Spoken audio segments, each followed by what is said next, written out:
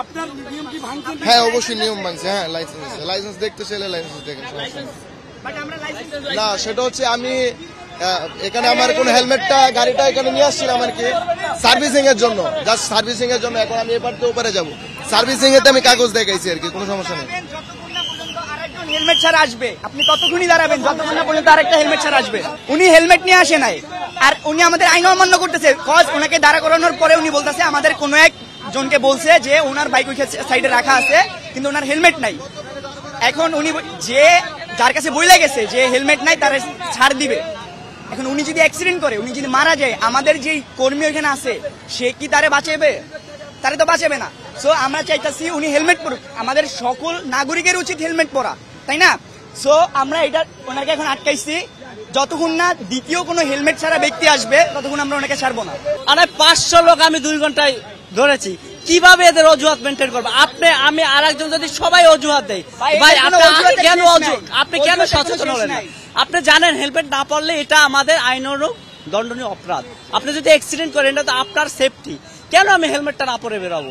সাথে একজন নিয়ে বের হয়েছে তারও হেলমেট নাই, একজন তার স্ত্রী হোক মেয়ে হোক তার হেলমেট নাই, তাহলে এই দুর্ঘটনার দায়ভার কে নেবে?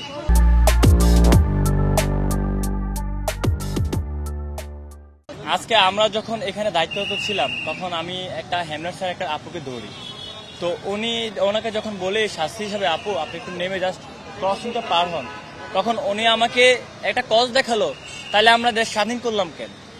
Just why? এটা কি আমরা কি উচ্ছৃঙ্খল করার জন্য দেশ স্বাধীন করছি? এই কি আমাদের স্বাধীনতার মর্ম? উনি আমাকে তারপর আমি যখন আবার ওনাকে এটা বললাম, উনি আমাকে বললো যে আমি কোটা সংস্কার আন্দোলনে অংশগ্রহণ করেছিলাম।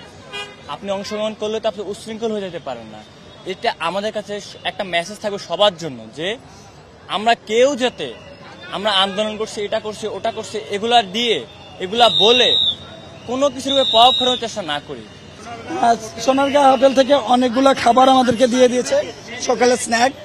আর আপনার হচ্ছে আরসি কোম্পানি, জানি না আরসি কোম্পানি কিনা, ওরা কেউ আরসি দিয়ে গেছে, কেউ মোজো দিয়ে গেছে, কেউ ক্যাপ দিয়ে যাচ্ছে। এভাবে নানাজনে স্পন্সর করে যাচ্ছে, কেউ পানি দিয়ে গেছে, এভাবে নানাজনে নানা ধরনের স্পন্সর করে যাচ্ছে। যাই হোক, আমাদের মেইন উদ্দেশ্য হচ্ছে জনগণ যেন ঠিক মতো চলতে পারে, পথচারী যেন ঠিক মতো চলতে পারে, সেইভাবে কাজ করা। সেভাবেই আমরা কাজ করতেছি। আর দোয়া করবেন আগামী দেশটা যেন সুন্দর হয়। ছাত্ররা যে গণ আন্দোলনটা সূচনা করলেন বৈষম্য বিরোধী ছাত্র আন্দোলনের নেতৃত্বে পুরো জনগণকে নিয়ে এবং নাগরিকদের সমাবেশ ঘটিয়ে বিশাল একটা পরিবর্তন তারা ঘটিয়েছেন, এবং আগামী দিনে যারা ইতিবাচক পরিবর্তন হয় এবং সমাজের অনেক কিছু প্রতিষ্ঠান ভেঙে নতুন করে গড়ার এই প্রক্রিয়াতে আমরাও সামিল হতে চাই। এবং বিশেষ করে আজকে দেখেন এই পুরো ট্রাফিক সিস্টেম যেভাবে ভেঙে পড়েছিল, যেখানে প্রশাসন কোনো কিছু করতে পারেনি, ছাত্র এবং অন্যান্য শিক্ষার্থীরা সবাই মিলে যে কাজটা করছে, এটাতে আমি মনে করি সবারই সম্পৃক্ত হওয়া উচিত।